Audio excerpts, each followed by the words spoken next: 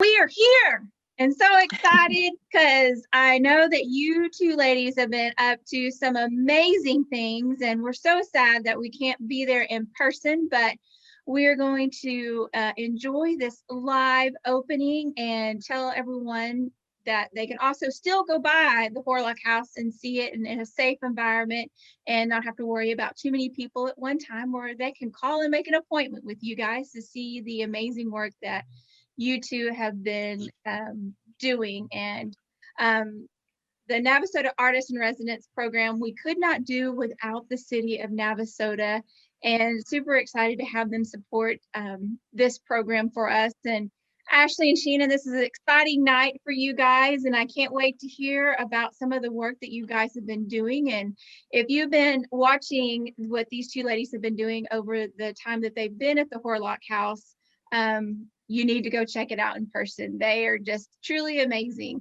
So Ashley, we're going to get started with you. And yeah, so what I'd like for you to do is just give the audience a little bit about who you are, why you started at the program, just in case they haven't seen any of our shows yet. Yeah, so hi, my name's Ashley Andersen. I am one of the current residents down in Navasota at the Horlock House and Gallery. And I was really been able to be a part of this community, and I chose it for the space and time to kind of develop my work. And so it's been interesting to have really quite a comprehensive body of work that deals with themes of mourning and spirituality.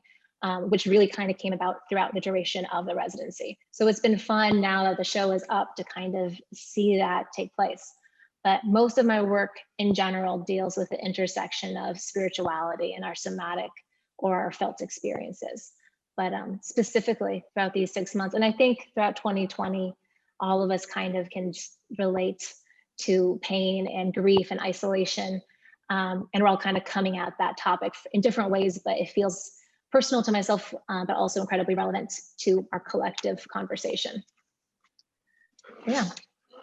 So most of my work, you'll be able to see kind of deals with that upcoming. And we're only going to see a portion of the stuff that you've been doing tonight. So they must go to the Horlock House to check it out. And so this is a piece that we have not talked about yet. So I'm super excited to hear about what you have going on here. Yeah, so all of the pieces today are going to be new, which has been fun. This piece is called Pierced. And I was really, it kind of came about as a response to the architecture. So for those of you who have been to the Horlock House, you know that it is a Victorian house, was built in 1893. And so the architecture in of itself is quite unique. But I love works that engaged with the architecture in a very specific way. So this piece actually exists for a certain period of the day. So it gets an afternoon light between 4:20 and 5 o'clock in the day, where the sun comes through one of our main windows in the main chamber hallway.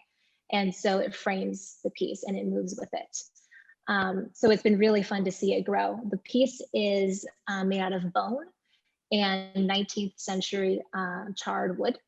And so the wood comes from the 1800s, but the fire that caused the charring actually happened in the 20s in the town. And that came when there was a lot of unrest in the town during a shoot off, and it came from a cotton mill. So it's been fun engaging with the local histories as well. And so you can kind of see it, I think in the next slide here, you can see a side angle of it, which is the view from the galleries. Here you can see a little bit better how the watermarks that come through the old paned glass in the hallway kind of interact with the sculpture as well. But it's a standing sculpture, so that bone is about an inch by, I'd say about 10 inches tall. And it's paper thin, but it's actually inserted into a hole in the wood that I created by burning. And so it's seared all the way down. So it's been fun to have something that is basically balanced in place. It's down deep, but it is freestanding, so it's not glued or anything. Wow. And this is another angle. Yeah, so this is kind of when you come out of our third gallery, which is where most of my work is, You get to see it, you kind of encounter it. It's a surprise because it's not in one of the gallery spaces. And so you can kind of see what it looks like. Its dimensions are about 4 inches by 13 total. And it is just placed up on the wall. But yeah, it's really a beautiful piece, but I'm using materials that feel very violent or feel they've gone through pain. You have something like bone and something that is charged, so we have a trauma to it. But they're really expressing something beautiful or very spiritual, which really kind of, that theme is helpful in understanding my work as a whole. Yeah, I genuinely love this piece though. It's probably one of my favorites that I've been able to make in this residency. Oh, wow. Yeah, it's very simple, but it's very poetic, and it speaks to a lot of different things in my life, but in the community's life here, in the space of the house, engaging with the light and dealing with themes of pain. So it's been really a universal piece, and I love it. Wow.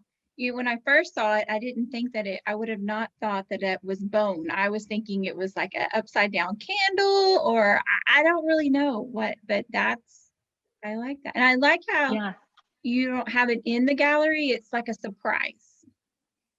It is a surprise. I have been really exploring that. And I think several of my pieces I'll talk about tonight are kind of, they're enlarging the gallery space so that you don't feel like you're in that white cube where you're conditioned to approach art in a certain way. You're starting to approach it in the sense of art can exist in the ordinary places in our homes, in our lives. Yeah, I like it. So this one's called Pierced. Yeah, I think that might be the last image for this piece. It is the last image for this piece. You ready to go to the next one? Yeah, I think the next one is, again, kind of is branching off of the theme of pain. And so this is a chair that I acquired by this, I really don't even know the name of the shop because I don't think there is a name to the shop. It's legitimately a tiny hole in the wall that you find when you have to be looking for it. And so the two men that own it are named Junior and Domingo. And so they've really been able to tell me some of their stories of the town, since they've either lived here since the 60s or they've lived here longer, their whole lives. Wow. And so it's been an honor to hear those stories and to hear how those can inform my work. And just being personal and feeling the history of the town. And so this is a close-up. And if you want to go to the next image, and then we'll come back to this one, so you can get a better idea too. So it's a chair that comes from the 1900s, and it has been hollowed out. And so we talked last week a little bit about my chair piece on being ill. And it's similar to this in that when you refer to something, either architecture or a piece of furniture, you talk about the bones, whether they're good bones or not. And so this chair is standing in for the human body in a way. And so I've taken especially because there isn't a seat, it's been taken out, it's been hollowed out. So you genuinely just have the framework of the chair.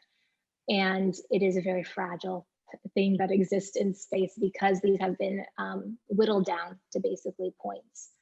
And so the entire weight of the chair is being held up by not much square surface at the bottom, which I enjoy. So it creates a physical tension when you approach it because you don't know if it's going to topple over.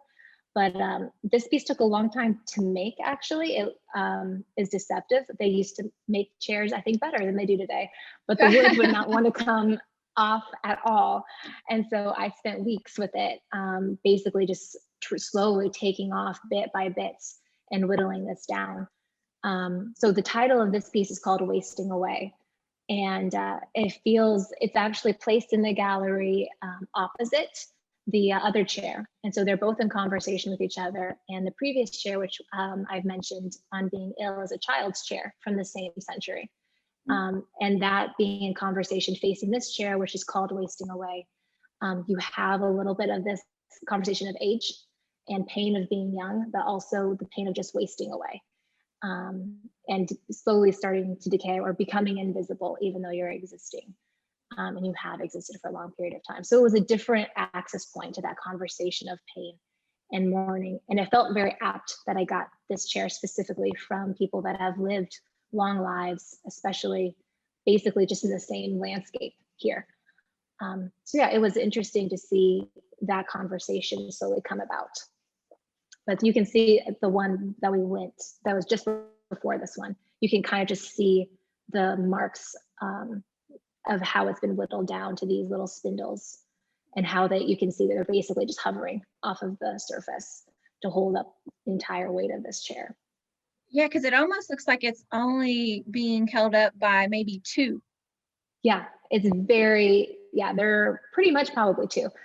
Sometimes it goes to three, but yeah, it's never fully on four ever.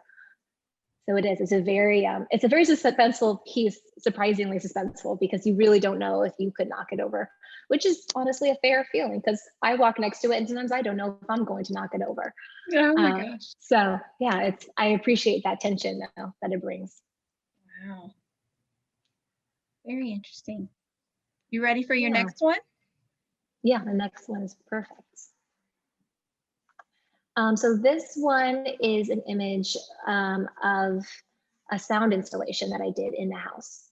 And so there are two speakers that are positioned right across from one another. And one speaker, you have a recording of the wind. And on the other, you have a recording of the sound of breath and of breathing. And so both of them are having this conversation of the wind as something that just always exists, that is a constant. So in a lot of my work, I pretty much talk about something that is constant, and how that lives in relation to something that is temporal, whether or not that's our lives, that's pain, that's faith, whatever it is. That conversation I find truly fascinating, and it's an eternal conversation. We're always living within it, between our own lives on this earth, on the timeline. So I wanted something that both two things that were invisible, that you could never see, but that are extremely real and that are felt. So you can feel the wind, you know that the wind exists and it's always there. And it feels a lot like the breath of the earth, in a more poetic sense. And so you have that on one speaker, and they're spread apart probably about 10 feet. So you can hear it when you get close up to that speaker. And then but you can't necessarily hear the sound of the breath on the other side, which again is something you can't see, but it's what's keeping you alive. And so if you go over 10 feet to the next speaker, you hear the sound of breath. And if you stand right in the middle, you have this cross section of where the things that are constant in life and the things that are temporal really just encounter each other. And that was something that I wanted the viewer to be able to experience. And so this was something that I did place actually at the base of our stairs, so that when you walk out of the galleries, you walk right into this conversation of the breath and the wind. Yeah, that place right there is great for music and sound. That's a perfect place for that. Wow. Yeah, the acoustics are lovely. Yeah. And too bad this is something that you can't really film, I don't think, because I bet you also feel the vibrations of the wind and the breath. You do, yeah. It's been very tricky to film. I'm in the process of trying to get it, and because they're so subtle, it's proven to be very tricky. So hopefully I will accomplish that in an accurate way that does the piece at least 90% justice. So that's my goal. Oh my gosh, man. Yeah. So that one's been a pleasure to be able to work with. And that one really is going more so into the realm of sound. So it's less tactile and much more of a felt experience. I'm curious about this next piece you have coming up. Yeah. So for those that know my practice probably a lot more intimately, there's a lot of thought process and a lot of what I call passive existence in the studio, to where it looks like from the outside that you're not doing anything, like you're sitting there for hours, or you're reading, or you're writing things down, because that's another way how you can tap into your abstract mind and start making connections. I mean, really, that's just the job of the artist. Artists aren't really making things come out of nowhere. All we're doing is connecting dots that already exist that most people don't see the connections. So it just takes time to sit with those ideas to do that. So one of my methods is I do word studies. So if I have an idea that like pain, I will look up the word pain and I will write down the definition. I'll go into the iconography historically of it and start to write that down. So I do a lot of cross-examination that way. And what I have are these catalog cards from the library. And I've got hundreds, I mean, probably thousands at this point. And so I have made definition drawings of them. So I've taken the definition of a theme or an idea, and you can see in the next image, I believe is more of a close-up what I've done. So I've taken a word and I've gone through each space. So it's created a very visual drawing of a definition. So you get the actual visual feeling of what a word would look like versus just the understanding of what it is on a cognitive level. And I've taken these cards and I've dipped them into beeswax over and over again. So now they have become placards in a way. And they also, the beeswax, as it builds up upon itself, it creates places that are more dense than others. So you can see words that are clearer than others, that are adjacent to maybe one that has a lot more beeswax on it that you can't see at all. And so I like the fact that, like, no matter how much we're looking up words and trying to define things, we can't really always see it. It still feels very abstract. So this one is, so all of them are different, but this one is of grief. And I put that on here specifically because that's kind of been the main theme that I've been looking at for the past at least 3.5 months of the residency, very specifically. And so I've taken, in the next image, I think you can see, so I've taken these and I've actually hung them on longer nails so that they are relief, basically. So they're hung off of the wall so that the shadows created by the lights and the objects themselves become a part of the work. And so I like things that exist that aren't really real objects, but the shadows are as much a part of the real physical object that you're looking at. And I could see how the shadows definitely move through these few slides that you have. Yeah, it creates a lot of movement and it smells incredible. Like when you stand in front of it, because it's beeswax, it smells very warm and honey-like, which I love. Yeah, so I just refer to these as my definition drawings, and they're always kind of changing because I'm constantly doing this. So the format will change, but this basic structure is a way that you can kind of, as a viewer, tap into the idea of what a definition is. And I like how when you were talking about how the beeswax you can see some of the words, but some words you can't really see. So that was kind of a unique way to do that. Yeah, I think it's helpful in your basic approach of understanding that it's not really something you can understand. As much as we as humans are writing down definitions, we still don't really understand what grief is. Like, we still are always frustrated with it and mourning. And I have basic ones like materials, like what do ashes mean? What does a reflection mean? So they're not necessarily always just a word study on a specific concept. They can also be word studies on a material. Well, I also think it's neat because you could also, to each person, you could probably see certain words clearer than others, and that might bring out what you really think that definition is. Yeah, I would agree with that. Your next one looks very interesting. I was like, okay, is that straws? But I was like, no, that's not straws. It's so funny.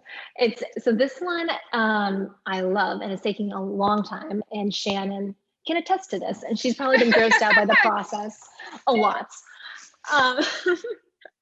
So for me, I was, as I said, I really am exploring our physical somatic experiences and then our spiritual experiences. So these are the two realms, basically, in the most visual sense, are things that you can see, things you can't see. And so we had a slight infestation of ladybugs in our house and studios. And I was looking at these bugs and I really didn't know what to make of them. I knew that they were interesting because some of them have been there for a long time. So they've been bleached, they've decayed, but they still exist. The shell of these bugs remain. And so it took me, I would say, I've been here 5.5 months, and I would say I've wanted to work with them since the first 2 weeks I've been here, and I didn't know what I was going to do with them until a month and a half ago. So really, like, that explains how much just sitting with the material is half of the work, and why longer residencies can be incredibly beneficial and a privilege. So for me, what I figured out was something that's dead, a dead body, specifically these bodies, because they remain in their previous state, is the only material or object that remains that has experienced life and has experienced death and still exists, that we can still look at and engage with. And so it became the perfect touchstone, really, for exploring death and mourning and grief, but also life and spirituality and things that exist beyond our visual realm. And so I've got these glass tubes that are about 1/4 inch thick, and they are actually, they are like glass straws, kind of. So you are not completely off base at all. And I needed a way of containing the bugs, and so I dipped them onto the surface of the beeswax that I have. So I have a big, like, I don't know, I'm probably like, I'm gonna say cauldron, but that sounds like not at all what I wanted to say. We'll figure it out. What do you think, Shannon? Shannon's trying to say something. I'm trying to see what she said. What did you say, Shannon? It's a crock pot. Thank you. I'm like, we're gonna get there, my words.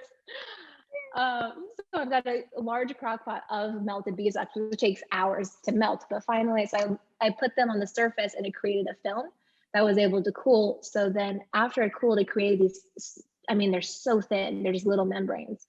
And that helps to enclose this object.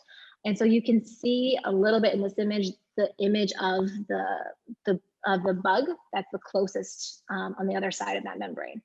And so it's just a nice way of showing how thin it actually is. Oh, wow. And so these are all the ladybugs in different states, different time periods that they have died in this house. And so it's been really, yeah, they're beautiful, honestly, especially in this format. So when they're single file, it kind of takes the grossness factor. Shannon had to live with me because I would take hours and days where I would go around the house and collect bugs. I think I collected over 600. And there's more than that here. So I was becoming much more acquainted with the house and the cracks and the corners and the floor and the windows. So that was very meditative for me as well. But you can see, I think in the next one is probably a close up, or it might be further. So you can start just to see just the color variation and the surface quality of them. But they do feel they kind of feel sacred in the sense that you're being able to contemplate and meditate on each single one, especially for me, being the artist and maker. So I have to put, each bug in there individually over the course of time. So you are really, it's a very, very, very slow process. So you really get to sit with the ideas that I was thinking about when I was making them. But I think the next one might be a further image. So what I liked about them is that from far away, they are very minimal. So it looks like just lines on the wall or on the material. So you don't really know what you're looking at until you get really close. And they're so intricate and in full form that you just get closer and closer and closer. And I love that. It's one of my favorite things. If I can do that as an artist, I feel happy inside. I'm probably with Shannon on that. Watching you collect that, I would, yeah, Yeah, that's fair. No, there was a long process. At least it was ladybugs. I'm okay with it being ladybugs. I think, yeah. If it was another bug, I don't know how I'd feel, but I don't know. No, it's fair. It's totally fair. To what, Shannon? I said 600 ladybugs is a lot of bugs, no matter what kind of bug they are. Yeah, no. Oh my gosh. Man, Ashley, thank you so much for sharing what some of the stuff that you have going on in the gallery right now. And y'all, please go to the Horlock House and check out Ashley's stuff. And you actually get to talk to these artists while they're there. And that, I think, is the most beneficial part of visiting the Horlock Gallery, is because you get to talk to the artists, and not a lot of people get to do that. So I'm super thankful that people can come and talk to you guys and walk through the gallery with them. So thank you so much. Yeah, of course. All right, Miss Shannon, are you ready? Yep, I'm ready. Awesome. So the normal thing, if you don't mind telling people who you are and what you're doing and why the Horlock House with the Navasota Residency Program. Yep, I'm Shannon Ferguson, and I work very interdisciplinary between printmaking and textiles. And I chose the Horlock House for space and time to create the work. And my work has evolved quite a bit since coming here, and almost taken on a completely new medium, but still maintaining some of the same ideas and concepts that I came here with. So it's been really interesting to experiment with those new mediums without pressure to kind of stick with what I already was doing, which has been awesome. Yeah, and that's one of the things that I like about the residency programs, because it gives you that time to really experiment on anything that you want to. And I thought it was really cool how you have really kind of changed some mediums, and just listening to your stories in the past has been, I can tell that you've gone through some challenges, but you've made it work. And I'm glad we're going to see some of the finished products of the things that you've been doing today. Yeah. You ready for your first slide? Yep. So the first two pieces are a series of triptychs of Victorian houses in the Navasota area. So one of the first things I noticed when I came here was just the amount of old historical homes, not only the one that we were living in, but the ones that were our neighbors, that were down the street. And through researching, I found a lot of those homes were historical markers, as well as the Horlock House. And so through my research, I kind of chose some of my favorite homes that I passed every day or every week. And I created a series of these felt banners to kind of commemorate them and show how architecturally they're so intriguing. And so I took these pictures and I drew them digitally on my iPad. And then through like a vector process, I used my Cricut machine, cutting machine, felt. So these are all cut felt pieces that were cut using my computer. And so then they were ironed onto felt banners, and they have all color-coded fringe on the bottoms of them. And so, yeah, in my work prior to coming here, I used a lot of Victorian illustrations or images. And so I was really interested that these homes were made in Victorian style, and a lot of people that we talked to knew a lot about Victorian culture, Victorian home life during the 1800s, around the time that all these homes were built. And so kind of talking about that made me really interested, not only the architecture, but that I was using before coming here. So the next picture will be the second triptych. So the top one is the Horlock House, and then the bottom two are other historical homes. So these are mandated as like historical sites in the city of Navasota. So I found these all through the Two Rivers Historical or Two Rivers Heritage Foundation. Oh, wow. So I found all these sites through there, and images, some I took myself and some I found through online sources as well. And so I redrew them in ways that could be cut easily through my machine, and they're ironed, adhered to all of the banners. I still think that's fascinating how you can draw this on a computer and then you put it through a machine and then this is what you get. Like, I never knew you could do that. That is awesome. Yeah, and I've been pushing more and more to see what I can do with them as I've been here, because I just recently got this machine, and so my basic understanding was that it just kind of cuts basic shapes. But as I've been here, I've been experimenting with how much it can print, how detailed it can go, especially with the felt. I even think it could be even more exact with paper because it's not as thick and fibrous as felt is. The felt can really dull some blades and make it a little difficult sometimes. So I had a lot of failed attempts on didn't cut all the way through, or the lines were too thin and the felt ripped, because felt is not a woven fiber. It's the compacted fiber, so it doesn't have a weave that holds it together. It's just kind of bunch of wool fibers that are compacted together, so it breaks up apart pretty easily. Wow. I don't think I have to worry about you doing any bugs. Oh no, I'm scared of those. Are you ready for your next one? I think it's really kind of cool. Yes. And so we're coming here dealt with touch, both consensual and non-consensual. And so this image stemmed from a print that I did about 2 years ago.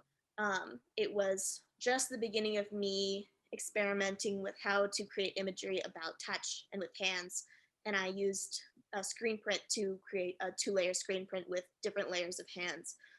And I kind of sat with that print, and it was one of my favorite prints, but it never turned out completely how I wanted it to. And so I had the idea to kind of create it out of felt.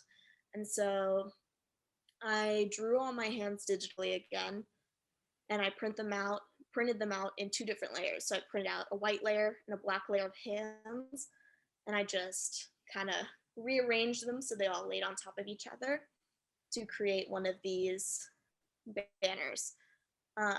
And the title of the piece is actually a double entendre, so it's felt hands because the material is felt and it's about touch, so feeling felt. So it's a play on words that I didn't really pick on purpose. Well, I'm not very inventive with my names for things, so when I chose felt hands, I was thinking about material, and then unknowingly I chose that it was a double entendre because felt is feeling. I like that. And I like the red too. I can't decide which one I like better, the black or is that more maroon? So the base is a maroon color, and it has a light, like a more primary red for as well as border, and then a white top. But so the original print that I had done was red or like on a dark red paper with 2 layers of red hands. And so this speaks more closely to the original print, which I really like. And especially in the gallery, if you come check it out, the whole room that this work is in is all pretty much black and white, monochromatic. And this is the one red piece. And so Oh, it's kind of wow. in the corner. It's right across from another a smaller piece that has a touch of red, but so it kind of stands out in the room with everything around it being black and white, which I really like. And so this last one, or last two, kind of, these are 2 pieces that are installed next to each other that kind of play off of how my work has evolved since coming here. So the work on the right is a print that I did immediately when I got here. It's a 4-foot by 4-foot wood block that has been hand carved and printed by hand. I don't have a printing press here, so I inked it by hand and printed it with a glass baron, so onto this sheer fabric. And so when I got here, I was thinking about touch, and I was thinking about how during the times that we're in, touch can be somewhat of a risk, or something that we're not sure about fully. It can be something that we think about too much, or something that we've been thinking about a lot more than we were a year and a half ago, at least. Right. Imagine COVID did that, huh? Yeah. And it was something I was thinking about even before COVID. Mhm. So it stayed in my mind even more thinking about touch. And so when I got here, this piece is called Everything's a Gamble right now. And it kind of discusses the risks of touching. Oh, can you go back to the other one? Yeah, sorry. No, you're good. And then I can also talk about the piece on the left. That piece is almost the opposite of the print that I just made, or the print that I first made. So this is an opposite process. This is using my digitally cut felt. So instead of using a print that prints the negative space, I'm using a digital print to create positive space with the felt image. And so kind of similar to thinking about conflict and touch, I made this piece thinking about how divided people are right now. And so I found this image of Uncle Sam on the phone in the library in Navasota. So in one of the archives, I think from a newspaper in the 1960s. And so it's a really interesting image that kind of made me think about everything that this country's going through right now. It's a lot of conflict, a lot of disagreement. And I used my found images that I've used before and found these like fighting images. And I used that same style of some symmetry and flipping things and moving them around and created this piece, which is they're both of these pieces are suspended by a wood plank. So you can go to the next image. And so there's a 4-foot wood plank that both of these prints are suspended by. And so they're about 4 inches from the wall. So these really thin chiffon fabrics kind of flow with the air movement in the house, which is really beautiful. And the lights, because they have that negative space, kind of reflect and cast shadows in unique shapes as well. That's really cool that you found that with him, Uncle Sam, on the phone. Yeah. And it was from an ad. So it wasn't even kind of like a comic strip or something. It was an ad from the 1960s in a very small section of a newspaper clipping, which was really interesting. I would have never thought that. I don't know why, but I never would have thought he would have been on the phone. I don't know. Yeah. We found a lot of great images in the archive at the library in Navasota, because there's records that date back all the way to the founding of this town in 1860-ish, like right around Civil War. And like the Horlock house was built in 1890. And so the fact that I was using Victorian images before I was coming here really pushed me to like them even more after learning even more about the history of both this town and the culture back then. Wow. And so the last image is just another picture of the original print. This is before I unstretched it. So I originally, after I printed it, I thought that I would stretch it onto kind of canvas stretcher bars so it would hang kind of like a painting. But I realized that it being stretched didn't really do the image justice, because the fabric that it's on is so fragile and flowy that it needed kind of space to move. And so I unstretched it and I hung it the same way as I did the last one with the wood bead. So yeah. And did this one you also tried with lighting, I think, behind it too, like a blue or purple lighting? And Yeah. because you've been working with this one quite a bit trying to figure out what you like. And I I actually like the last thing that you came up with. I think that fits it. What do you think, Ashley? I mean, as you watched her struggle or have a challenge with this piece until she liked it, you know what I mean? I love the mounting way that we have. Mounting method is incredible. It creates a lot more movement and it invites the viewer into the space, and it creates a condition to where they actually feel a part of it, because now it's glowing toward them or away from them. I personally love it. So I'm glad we ended up in that place. Yeah, because I feel like we've talked about this one a lot, and so I can even tell that you're smiling about this piece now. So I think we finally got you where you really like it, or not. We are applauding you that you found how you like it. So that is very, very cool. I can't wait to come and see them. Yeah. So please go out to the Horlock house and meet these two young ladies and talk with them about their work. And I'm just super proud of you guys and can't wait to see it in person when I come next week. And I encourage everyone to go and check out the Horlock House in Navasota. And thank you to the City of Navasota for allowing us to have this program. And we couldn't do that without your help. So what I'm going to do now is I'm going to go through some other things that are happening at the Arts Council, and we'll end with a few words from Shannon and Ashley. So we also have another artist in residency program, and it's in Bryan. It's a year-long program, and Kristlyn has a show happening at the POV, and she does a lot of charcoal art and fantastic landscapes, and you need to go check her stuff out at the POV and grab yourself a cup of coffee and just walk around.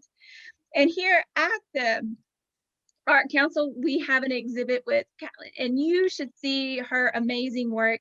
And Stephen O'Shea, has a documentary about her, and we have a short little clip here when you come into the gallery to see what that is all about.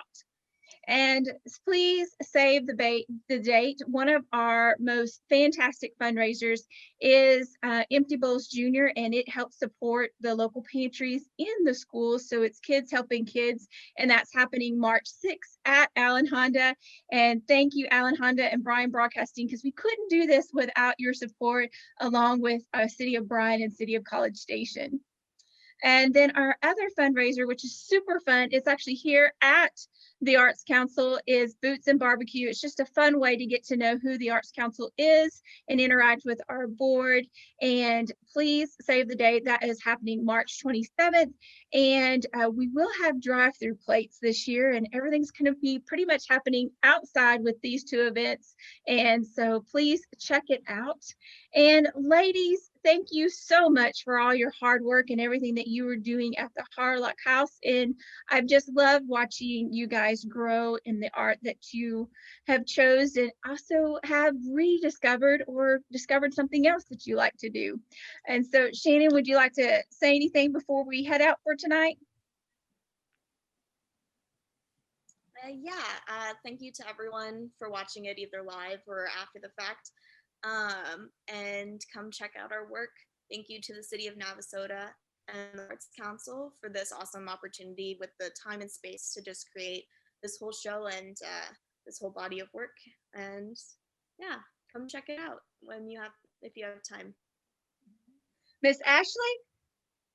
Yeah, similar to Shannon, we would love to see you. We have our gallery hours posted on our Facebook, as well as on our Instagram page and other social media. I know the Arts Council has that information up as well.